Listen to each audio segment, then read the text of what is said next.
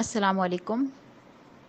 کاشانہ بصیرت virtual library میں آپ کو خوش آمدید کرتے ہیں۔ اگر آپ نے ہمارا یہ چینل سبسکرائب نہیں کیا ہے تو برائے مہربانی سبسکرائب کریں اور اس کاروان کا حصہ بن کے لائبریری میں موجود کتابوں سے اور آئندہ آنے والی تمام کتابوں سے استفادہ کریں۔ یہ کتاب تذکرۃ الاطہار مرحومین کے ایصال ثواب کے لیے ان کے خاندان کی جانب سے بذریعہ کاشانہ بصیرت یوٹیوب چینل آپ کی خدمت میں پیش کی جا رہی ہے۔ آپ سے التماس ہے کہ 3 دفعہ درود، 1 دفعہ الحمد، 3 دفعہ قل اللہ اور 3 دفعہ درود پڑھ کے 4 معصومین کو ہدیہ کریں اور اس کے وسیلے سے جو ثواب ملے وہ سید مسعود حسن رضوی ابن سید محمود حسن رضوی، سید جاوید حسن رضوی ابن سید مسعود حسن رضوی کی روح کو ہدیہ کریں۔ التماس دعا۔ بسم اللہ الرحمن الرحیم۔ السلام علیکم۔ یہ کتاب آپ کے لیے کاشانہ بصیرت کے یوٹیوب چینل کی جانب سے ریکارڈ کی جا رہی ہے۔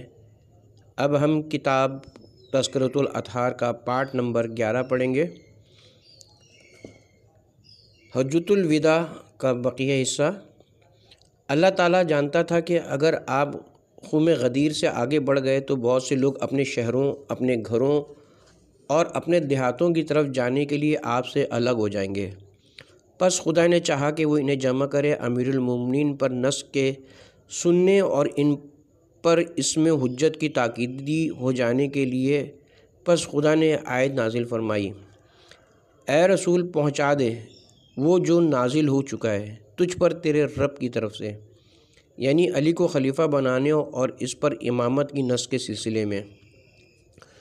اور اگر تو نے یہ کام نہ کیا تو تو نے فریضہ رسالت ادا ہی نہیں کیا اور اللہ تجھے لوگوں سے محفوظ رکھے گا۔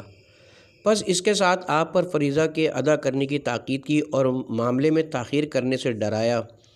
اور لوگوں سے محفوظ رہنے اور ان کی اذیت رسانی سے بچانے کی ضمانت دی۔ پس رسول اللہ اس مقام پر اترے جس کا ہم نے ذکر کیا ہے۔ جیسا کہ ہم نے وضاحت کی کہ ان کو اس کا حکم آیا تھا اور مسلمان بھی آپ کے ساتھ اتر پڑے۔ وہ دن انتہائی گرم تھا۔ آپ نے حکم دیا کہ تمام پودوں اور جھاڑیوں کی جگہ کی صفائی کی جائے اور حکم دیا کہ اونٹوں کے پالان ایک جگہ جمع کر کے ایک دوسرے کے اوپر رکھے جائیں۔ پھر آپ نے اپنے منادی کو حکم دیا، اس نے لوگوں میں منادی کی کہ سب جمع ہو جاؤ۔ پس وہ اپنے سامان اپنی جگہ رکھ کر وہاں جمع ہو گئے۔ تو آپ نے ان پالانوں کے اوپر چڑھے یہاں تک کہ ان کی چوٹی پر جا پہنچے۔ اس کے بعد امیر المومنین کو بلایا، وہ بھی آپ کے ساتھ بلند ہوئے یہاں تک کہ حضور کے دائیں طرف کھڑے ہو گئے۔ پھر آپ نے لوگوں کو خطبہ دیا، خدا کی حمد و ثنا کی، واعظ و نصیحت کرنے میں انتہا کر دی، امت کو اپنی رحلت و انتقال کی خبر دی اور فرمایا کہ مجھے بلا لیا گیا ہے اور قریب ہے کہ میں اس دعوت کو قبول کروں اور تمہارے درمیان سے چلے جانے کا وقت قریب آ پہنچا ہے۔ میں تم میں وہ کچھ چھوڑے جا رہا ہوں، اگر تم اس سے متمسک رہے تو ہرگز گمراہ نہیں ہوگے۔ اللہ کی کتاب اور میری عزت جو میرے اہل بیت ہیں، پس یہ دونوں ایک دوسرے سے جدا نہیں ہوں گے یہاں تک کہ حوض کوثر پر مجھ پر وارد ہوں گے۔ پھر آپ نے بلند آواز سے پکار کر کہا، کیا میں تم سے تمہاری جانوں پر زیادہ حق تصرف نہیں رکھتا؟ یعنی کیا میں تمہارا مولا و حاکم نہیں ہوں؟ وہ کہنے لگا بے شک۔ تو آپ نے اسی طرح سے بغیر فاصلہ فرمایا، جبکہ آپ صلی اللہ علیہ وسلم نے امیر المومنین کے دونوں کندھوں کو پکڑا ہوا تھا، انہیں بلند کیا یہاں تک کہ ان کے بغلوں کی سفیدی۔ تو جس کا میں مولا ہوں وہ حاکم ہوں، اس کا یہ علی مولا و حاکم ہے۔ اے اللہ دوست رکھ اس کو جو علی کو دوست رکھے، اور دشمنی رکھ اس سے جو علی سے دشمنی رکھے، اور مدد کر اس کی جو اس کی مدد کرے، اور چھوڑ دے مدد کرنا اس کی جو علی کی مدد چھوڑ دے۔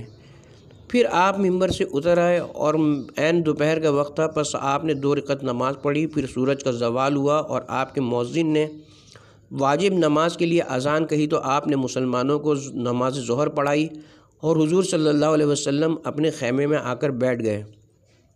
اور حضرت علی کو حکم دیا کہ وہ اپنے خیمے میں بیٹھیں جو حضور کے خیمے کے مدِ مقابل تھا۔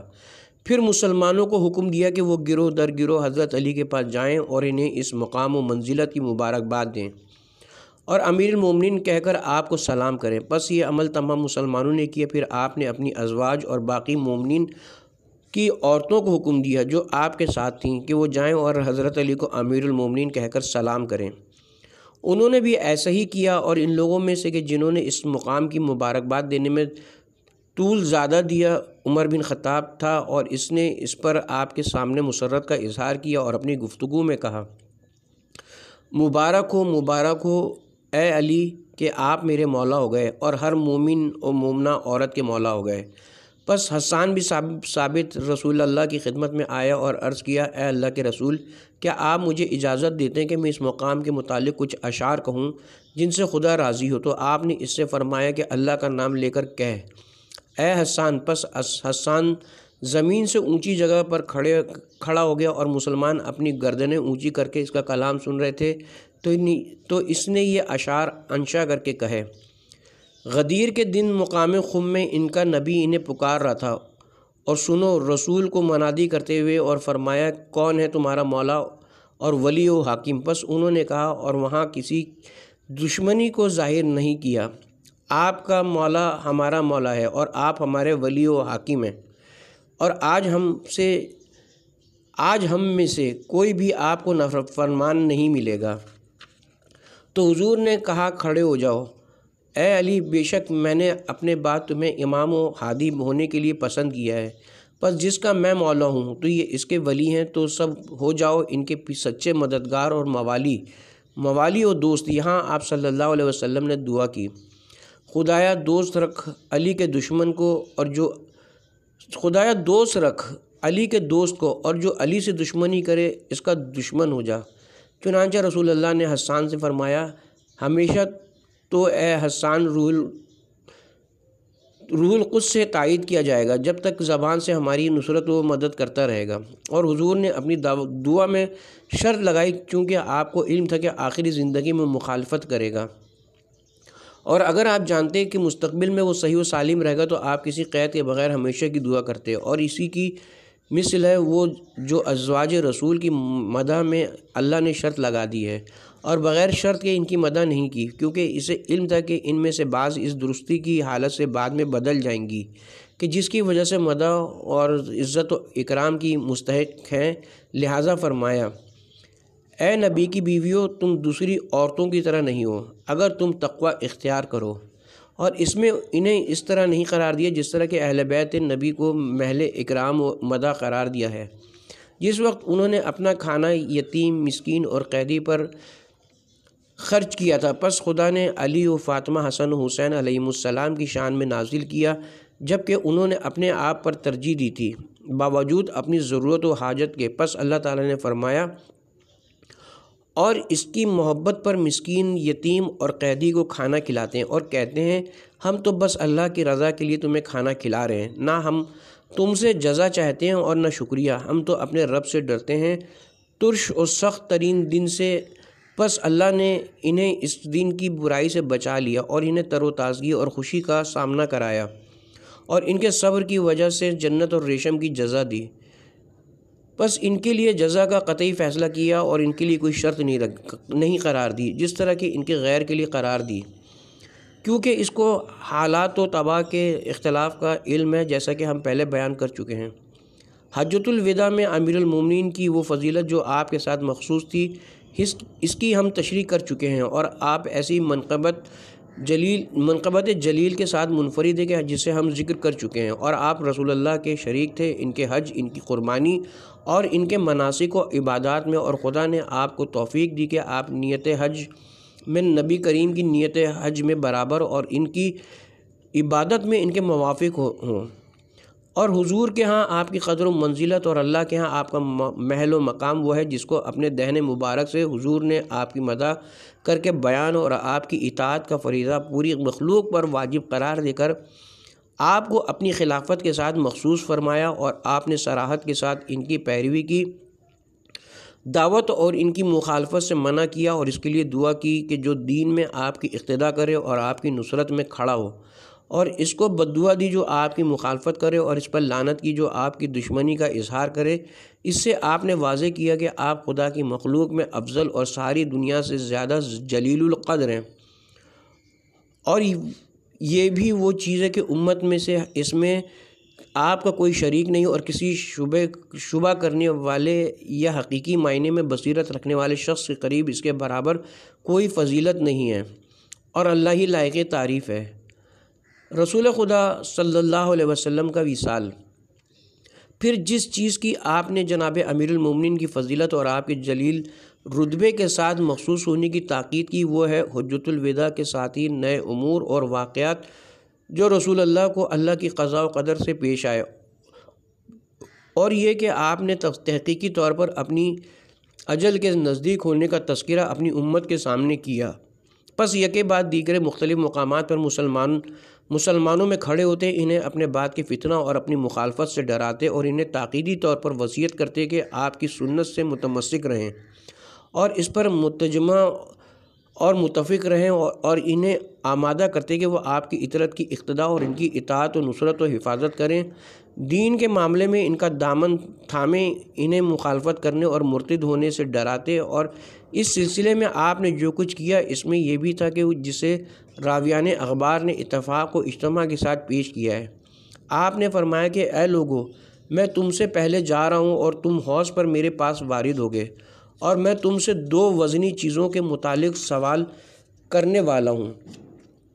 غور و فکر کر لو کہ تم ان سے میرے بعد کیا سلوک کرتے ہو۔ اور خدائے لطیف و خبیر نے مجھے خبر دی کہ وہ دونوں ہرگز ایک دوسرے سے جدا نہیں ہوں گے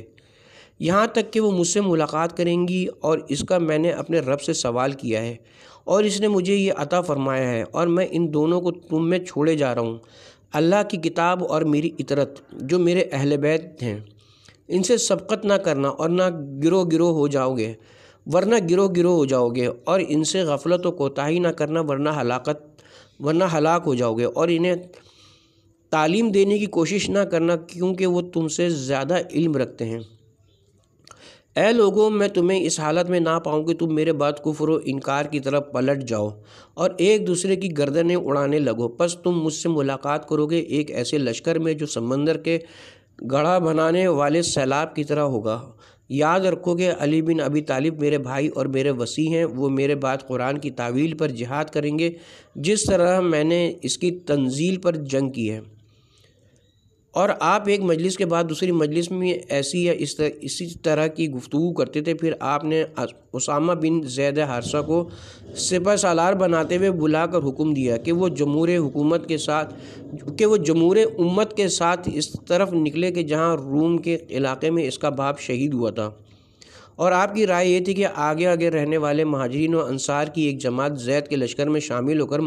مدینے سے نکال دی جائے تاکہ مدینے میں آپ کی وفات کے وقت کوئی ایسا شخص نہ ہو جو ریاست و حکومت میں اختلاف رکھے اور اسے لوگوں سے آگے بڑھ کر حکومت کرنے کا لالچ ہو، اور علی کے لیے راستہ صاف ہو جائے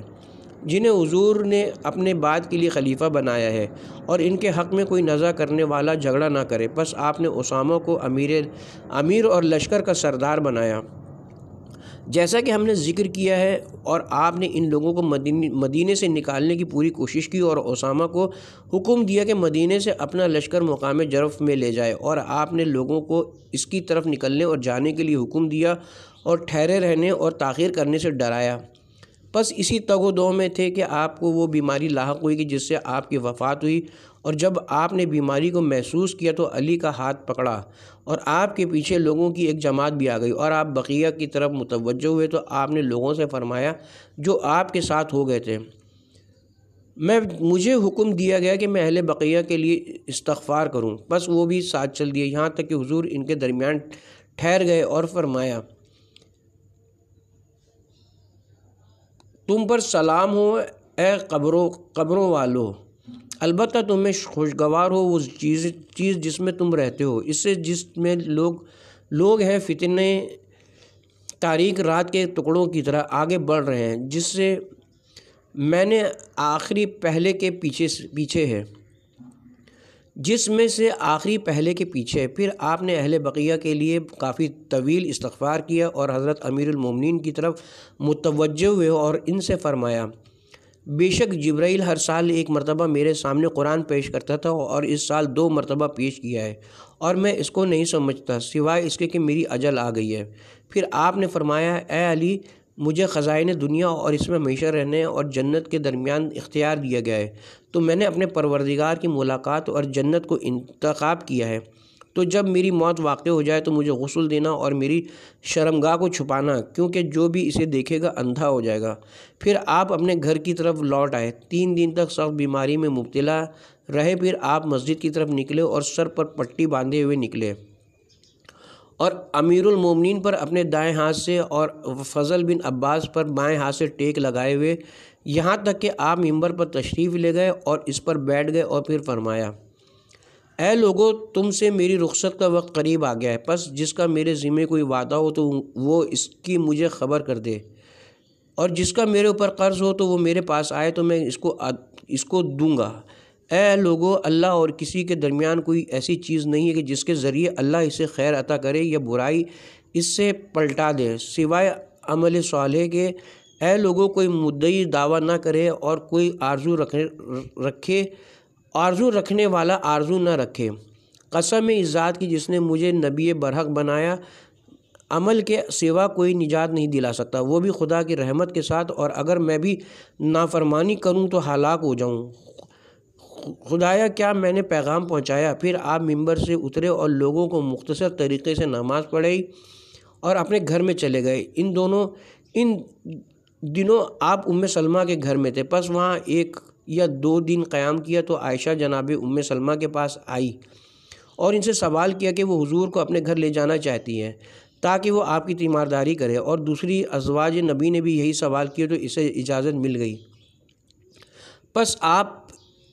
اس کمرے میں منتقل ہو گئے جس میں آپ نے عائشہ کو سکونت دے رکھی تھی، اور وہاں آپ مسلسل کئی روز تک بیمار رہے اور طبیعت بوجھل ہو گئی۔ پس بلال نماز صبح کے وقت آئے اور رسول اللہ بیماری کی غشی میں تھے، تو بلال نے کہا: نماز، خدا آپ پر رحم کرے۔ پس رسول اللہ کو اس کی آواز کی خبر دی گئی تو آپ نے فرمایا: لوگوں کو ان میں سے کوئی نماز پڑھا دے، میں اپنے آپ میں مشغول ہوں۔ چنانچہ عائشہ نے کہا: ابو بکر کو حکم دو، اور حفصہ نے کہا کہ عمر کو کہو۔ تو آپ نے ان دونوں کی گفتگو سنی اور دیکھا کہ ہر ایک حریص ہے اپنے باپ کو بلند کرنے میں، اور وہ اس سے فتنہ و فساد کھڑا کرنا چاہتی ہیں، جبکہ میں ابھی زندہ ہوں۔ اس پر آپ نے فرمایا: رک جاؤ، تم تو یوسف کی ساتھی عورتوں کی طرح ہو۔ پھر آپ جلدی سے کھڑے ہو گئے، اس ڈر سے کہ ان میں سے کوئی صاحب آگے نہ بڑھ جائے، حالانکہ آپ تو دونوں کو اسامہ کے ساتھ جانے کا حکم دے چکے تھے، اور آپ کو یہ خبر نہیں تھی کہ وہ تو اس حکم سے تخلف کیے بیٹھے ہیں۔ تو جب آپ نے عائشہ اور حفصہ سے یہ کچھ سنا تو آپ کو معلوم ہو گیا وہ آپ کے حکم سے پہلو تحقیق کیے ہوئے ہیں۔ بس آپ نے جلدی کی فتنے کو روکنے اور شبہ کو زائل کرنے کے لیے، اور آپ کھڑے ہو گئے، لیکن آپ کمزوری کی وجہ سے زمین پر کھڑے نہیں ہو سکتے، تو آپ کے ہاتھ کو علی بن ابی طالب اور فضل بن عباس نے پکڑا، اور آپ نے ان دونوں کا سہارا لیا، اور کمزوری سے آپ کے پاؤں زمین پر خط دے رہے تھے۔ پس جب مسجد کی طرف نکلے تو ابو بکر کو پایا کہ وہ محراب کی طرف سبقت کر چکا ہے، تو آپ نے ہاتھ سے اسے اشارہ کیا: اس سے پیچھے ہٹ جاؤ۔ تو ابو بکر پیچھے ہٹا، اور رسول اللہ اس جگہ پر جا کھڑے ہوئے۔ آپ نے تکبیر کہی اور نماز کو ابتدا سے شروع کیا کہ جس کی ابتدا ابو بکر کر چکا تھا، لیکن آپ نے اس کے گزشتہ افعال پر بنا نہ رکھی۔ پس جب آپ نے سلام کہا تو گھر کی طرف لوٹ آئے، اور ابو بکر، عمر اور مسلمانوں کے ایک گروہ کو جو مسجد میں حاضر تھا بلایا اور ان سے فرمایا: کیا میں نے لشکر اسامہ کے نکلنے کا حکم نہیں دیا تھا؟ تو وہ کہنے لگے: جی ہاں اے اللہ کے رسول۔ فرمایا: پھر تم نے میرے حکم میں تاخیر کیوں کی؟ تو ابو بکر کہنے لگے کہ پہلے تو میں چلا گیا تھا، پھر لوٹ آیا تاکہ آپ سے تجدید عہد کروں، اور عمر کہنے لگا کہ اے رسول اللہ، میں تو گیا ہی نہیں، کیونکہ میں پسند نہیں کرتا کہ آپ کے متعلق سواروں سے پوچھتا پھروں۔ آپ نے فرمایا: لشکر اسامہ کو روانہ کرو، لشکر اسامہ کو روانہ کرو، لشکر اسامہ کو روانہ کرو۔ 3 مرتبہ آپ نے یہ فرمایا، پھر آپ پر غشی طاری ہو گئی، اس تھکان کی وجہ سے جو آپ کو لاحق ہوئی تھی، اور اس حزن و ملال کی وجہ سے جو آپ پر طاری تھا۔ پس آپ کچھ دیر تک غشی کی حالت میں رہے، اور مسلمان رونے لگے، اور آپ کی ازواج، اولاد اور مسلمان عورتوں اور تمام حاضر مسلمانوں کی طرف سے رونے کی آوازیں بلند ہوئیں۔ پھر رسول اللہ صلی اللہ علیہ وسلم کو افاقہ ہوا، آپ نے ان کی طرف دیکھا اور فرمایا مجھے دعوات اور کتف ایسی ہڈی یا چیز کو جس پر لکھا جاتا ہے لا دو تاکہ میں تمہیں تحریر کر دوں، تمہیں تحریر لکھ دوں کہ جس کے بعد ہرگز گمراہ نہ ہو گئے۔ پھر آپ پر غشی طاری ہو گئی، پس حاضرین میں سے تو کوئی کھڑا ہوا اور وہ دعوات اور کتف تلاش کرنے لگا، تو عمر نے اس سے کہا کہ واپس آ جاؤ، معاذ اللہ ہذیان کی باتیں کرنے لگے ہیں۔ پس وہ واپس آ گیا اور وہ اس کوتاہی پر جو دعوات اور کتف لانے میں ان سے ہوئی تھی خاصے پشیمان ہوئے اور آپس میں ایک دوسرے کو ملامت کرنے لگے اور کہنے لگے انا للہ و انا الیہ راجعون، بے شک ہمیں رسول اللہ صلی اللہ علیہ وسلم کی مخالفت کا خوف ہے۔ تو جب آپ کو افاقہ ہوا اور کسی نے کہا اے اللہ کے رسول کیا دعوات اور چمڑا نہ لے آئیں، تو آپ نے فرمایا اس کے بعد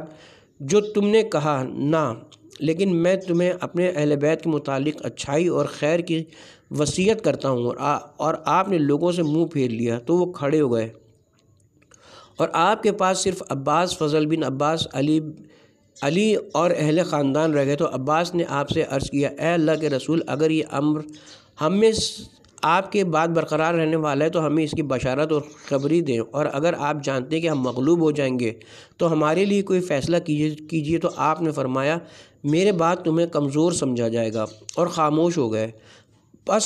لوگ کھڑے ہو گئے، وہ رو رہے تھے اور نبی کریم سے مایوس ہو چکے تھے۔ پس جب سب چلے گئے تو آپ نے فرمایا کہ میرے بھائی اور میرے چچا کو بلاؤ۔ تو کسی کو بھیج کر ان دونوں کو بلایا گیا اور وہ حاضر ہوئے اور جم کر بیٹھ گئے۔ تو آپ نے فرمایا اے اللہ کے رسول کے چچا، آپ میری وصیت قبول کریں گے اور میرے وعدے پورے کریں گے اور میرے قرضے ادا کریں گے؟ تو جناب عباس نے کہا اے اللہ کے رسول آپ کا چچا بہت بوڑھا ہے اور اس کے بہت سے اہل و عیال ہیں، اور آپ سخاوت و کرم میں ہوا کا مقابلہ کرتے ہیں، اور آپ کے ذمے ایسے وعدے ہیں کہ جن کو آپ کا چچا کھڑا نہیں ہو سکتا۔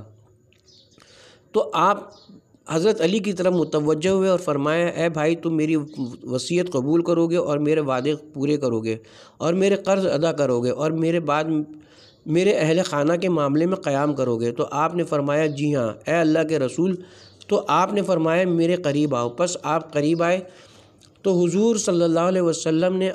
آپ کو اپنے سینے سے لگا لیا، پھر اپنی انگوٹھی اتاری اور ان سے فرمایا اور اس کو لے لو اور اپنے ہاتھ میں پہن لو۔ اپنی تلوار ذرا اور اپنے تمام آلات جنگ منگوائے اور وہ آپ کے سپرد کیے، اور آپ نے وہ پٹکا منگوایا جو آپ جنگ کی طرف جاتے ہوئے ہتھیار زیب تنگ کرتے وقت شکم پر باندھتے تھے، اور جب وہ آپ کے پاس لایا گیا تو وہ بھی امیر المومنین کو دے دیا اور فرمایا اللہ کا نام لے کر اپنے گھر کو جاؤ۔ پس جب دوسرا دن ہوا تو آپ کو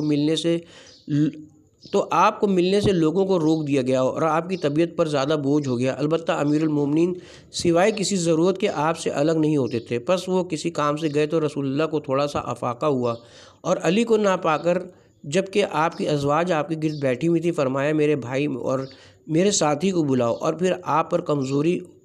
عود کر آئی اور خاموش ہو گئے۔ تو عائشہ نے کہا ابو بکر کو ان کے پاس بلا لاؤ۔ اس کو بلائے لائے، وہ آئے اور آپ کے سرانے بیٹھ گئے۔ جب آپ نے آنکھ کھولی تو ان کی طرف دیکھا اور منہ پھیر لیا۔ تو ابو بکر کھڑے ہو گئے اور کہنے لگے کہ اگر آپ کو میری ضرورت ہوتی تو وہ مجھے کہہ دیتے۔ جب وہ چلے گئے تو رسول اللہ نے اس بات کا اعادہ کیا تو حفصہ کہنے لگی کہ عمر کو بلا لاؤ۔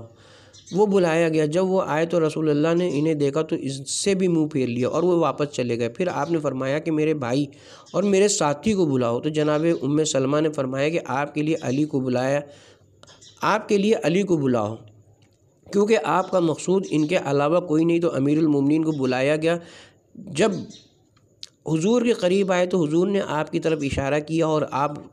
حضور پر جھک گئے، اور کافی دیر تک حضور آپ سے مناجات اور سرگوشی میں باتیں کرتے رہے۔ پھر آپ کھڑے ہو گئے اور ایک طرف بیٹھ گئے، یہاں تک کہ رسول اللہ کو نیند سی آنے لگی، اور جب حضور سو گئے تو حضرت امیر باہر آ گئے۔ تو لوگوں نے آپ سے کہا کہ حضور نے آپ کو کیا اشارہ کیا ہے اے ابوالحسن؟ تو آپ نے فرمایا کہ مجھے آپ نے علم کے 1000 باب کی تعلیم دی، جس کے ہر باب نے میرے لیے 1000 باب کھول دیے، اور مجھے وصیت کی جس پر کہ میں انشاءاللہ قیام کروں گا۔ پھر آپ پر بوجھ ہو گیا اور موت کا وقت قریب آیا تو حضور نے فرمایا کہ اے علی میرا سر اپنی گود میں رکھ لو، بے شک حکم خدا آ گیا، اور جب میری روح نکلے تو اس کو اپنے ہاتھ میں لے کر اپنے چہرے پر مل لینا، پھر مجھے قبلہ رو کر دینا اور میرے معاملے کو اپنے ذمے لینا، اور مجھ پر لوگوں سے پہلے نماز پڑھنا اور مجھ سے جدا نہ ہونا جب تک میری قبر میں دفن نہ کر لو، اور اللہ تعالیٰ سے مدد و استقامت چاہنا۔ پس علی نے آپ کا سر اٹھا کر اپنی گود میں رکھ لیا اور آپ پر غشی کا عالم طاری ہوا، تو جناب فاطمہ حضور پر گریں، آپ کے چہرے کو دیکھتی اور فریاد و گریہ کرتی تھیں اور کہتی تھیں،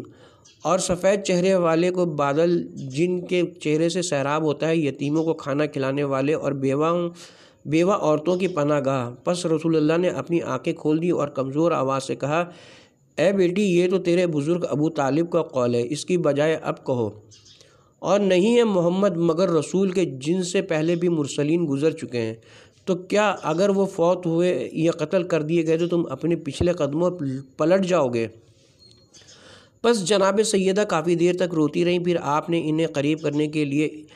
آنے کے لیے اشارہ کیا، آپ ان کے قریب ہو گئیں۔ اس کے بعد آپ نے ان سے راز کی بات کہی تو ان کا چہرہ اس سے کھل گیا، پھر آپ کی روح قبض ہوئی، جبکہ امیر المومنین کا دایاں ہاتھ آپ کی توڑی کے نیچے تھا۔ پس اسی میں حضور صلی اللہ علیہ وسلم کی روح قبض ہوئی، اور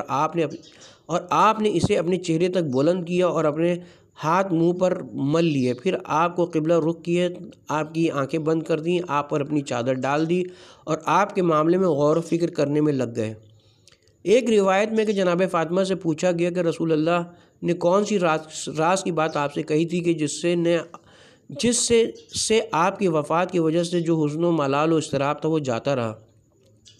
تو سیدہ نے فرمایا، مجھ سے انہوں نے فرمایا تھا کہ تم میرے اہل بیت میں سے سب سے پہلے مجھے ملو گی، اور ان کے بعد میری مدت حیات ہرگز زیادہ نہیں ہوگی، یہاں تک کہ میں آپ سے ملوں گی۔ تو اس چیز نے میرا حزن و ملال دور کر دیا، اور جب امیر المومنین نے آپ کو غسل دینے کا ارادہ کیا تو فضل بن عباس اس کو بلا لایا اور اسے حکم دیا کہ حضور صلی اللہ علیہ وسلم کو غسل دینے کے لیے تم پانی دیتے جاؤ، بعد اس کے کہ آنکھ پر پٹی باندھ لو۔ پھر آپ نے خود ہی حضور صلی اللہ علیہ وسلم کو غسل دیا، ہنود کیا اور کفن پہنایا۔ فضل آپ کو پانی فراہم کر رہا تھا اور غسل میں آپ کی مدد و اعانت کر رہا تھا۔ آپ جب حضور کے غسل سے فارغ ہو گئے تو آگے بڑھے اور آپ پر اکیلے نماز پڑھی، اور نماز پڑھنے میں کسی کو اپنا شریک نہ بنایا، اور مسلمان مسجد میں غور و خوض کر رہے تھے کہ نماز میں کون لوگوں کی امامت کرے گا اور آپ کو کہاں دفن کیا جائے گا۔ تو امیر المومنین ان کی طرف باہر آئے اور ان سے فرمایا کہ رسول اللہ صلی اللہ علیہ وسلم زندگی میں اور مرنے کے بعد بھی ہمارے امام ہیں، پس مسلمان گروہ داخل ہوں اور امام کے بغیر ان پر نماز پڑھیں یا صلوات بھیجیں اور واپس آ جائیں، اور خداوند عالم کسی نبی کی کسی جگہ روح قبض نہیں کرتا مگر یہ کہ اسی جگہ کو اس کی قبر کے لیے پسند کر لیتا ہے، لہٰذا میں آپ کو اسی حجرے میں دفن کروں گا جس میں آپ کی وفات ہوئی۔ اور جب مسلمان آپ پر نماز پڑھ چکے تو عباس بن عبد المطلب نے کسی شخص کو عبیدہ بن جراح کی طرف بھیجا، اور وہ اہل مکہ کے لیے گڑھے کھودتا اور قبریں بناتا تھا، اور اسے اہل مکہ کی عادت تھی، اور زید بن سہل کی طرف بھی بھیجا، اور وہ اہل مدینہ کی قبریں کھودتا اور لحد بناتا تھا۔ پس دونوں کو بلا بھیجا اور عرض کیا، خدایا اپنے نبی کے لیے انتخاب فرما۔ پس ابو طلحہ کو زید بن سہل ملا اور اس سے کہا گیا کہ حضرت رسول خدا کے لیے قبر کھودو، تو اس نے آپ کی بغلی قبر لحد بنائی۔ امیر المومنین عباس بن عبد المطلب، فضل بن عباس اور اسامہ بن زید قبر میں داخل ہوئے تاکہ رسول کے دفن کی ذمہ داری پوری کریں۔ تو انصار نے حجرے کے پیچھے سے پکار کر آواز دی، اے علی، ہم آپ کو اللہ یاد دلاتے ہیں اور ہمارا رسول اللہ سے آج کا حق ضائع نہ ہو، ہم میں سے کسی کو داخل کیجیے تاکہ رسول اللہ کو دفن کرنے میں ہمارا بھی حصہ ہو۔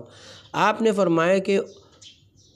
اوس بن خولی داخل ہو، اور وہ اہل بدر میں سے بافضل شخص قبیلہ خزرج کی شاخ بنی اوف سے تھا۔ پس جب وہ اندر آئے تو علی نے فرمایا کہ قبر میں اتر جاؤ۔ وہ اتر گیا تو امیر المومنین نے رسول اللہ کا جسم اتھر اس کے ہاتھوں پر رکھ دیا اور اسے قبر کے اندر تک لے گئے، اور جب وہ زمین میں پہنچ گئے تو اس سے فرمایا کہ تم باہر نکال آؤ، اور حضرت علی قبر میں اترے اور آپ نے رسول اللہ کے چہرے سے کفن اٹھایا اور چہرے مبارک زمین پر رکھ دیا، جبکہ حضور قبلہ رخ دائیں پہلو پر لٹائے گئے تھے۔ پھر اینٹیں جوڑ دیں اور ان پر مٹی ڈالی۔ اور یہ عظیم واقعہ پیر کے دن جب ماہ سفر کی 2 راتیں باقی تھیں، آپ کی ہجرت کے 11ویں سال میں ہوا، اور اس وقت آپ کی عمر 63 سال تھی اور رسول اللہ کے دفن میں اکثر لوگ شامل نہ تھے۔ اس جھگڑے کی وجہ سے جو مہاجرین و انصار میں امر خلافت میں جاری تھا، اور ان میں سے اکثر آپ کی نماز جنازہ میں بھی اسی وجہ سے شریک نہ ہوئے، اور جناب فاطمہ نے صبح کی تو فریاد کی، ہائے بری صبح! پس ابو بکر نے سنا تو ان سے کہا کہ بے شک تمہاری صبح تو بہت بری ہے۔ قوم نے فرصت کو غنیمت سمجھا کہ چونکہ علی بن ابی طالب تو رسول اللہ کی وجہ سے مشغول تھے اور بنی ہاشم بھی رسول اللہ کی مصیبت میں ان کے مبتلا ہو جانے کی بنا پر الگ تھے، پس لوگوں نے ولایت امر اور حصول خلافت کی طرف جلدی کی، اور طلقہ اور منقل قلوب بھی پسند نہیں کرتے تھے کہ امر خلافت کو تاخیر میں ڈالا جائے، یہاں تک کہ بنی ہاشم فارغ ہوئے، ورنہ خلافت اپنی جگہ پر برقرار ہو جائے گی۔ بس انہوں نے ابو بکر کی بیعت کر لی، چونکہ وہ وہاں موجود تھے، اور کچھ مشہور اسباب تھے قوم کے لیے کہ جن کی وجہ سے ان کے مقصد کی کامیابی ان کے لیے آسان ہو گئی۔ البتہ یہ کتاب ان کے ذکر کے لیے مناسب نہیں، ہم تفصیل سے ان کی تشریح الگ کتاب میں کریں گے۔ ایک روایت میں آئے کہ جب ابو بکر کے لیے پورا ہو گیا جو ہو گیا، اور ان کی بیعت کر لی جس کسی نے کر لی، تو ایک شخص امیر المومنین کی خدمت میں آیا، اور اس وقت آپ رسول اللہ کی قبر بیلچے سے درست کر رہے تھے، آپ کے ہاتھ میں تھا، تو وہ کہنے لگا کہ لوگوں نے ابو بکر کی بیعت کر لی اور انصار کی ان کے اختلاف کی وجہ سے رسوائی ہوئی ہے۔ اور طلقہ بہنیں فتح مکہ کے موقع پر حضور نے آزاد کیا،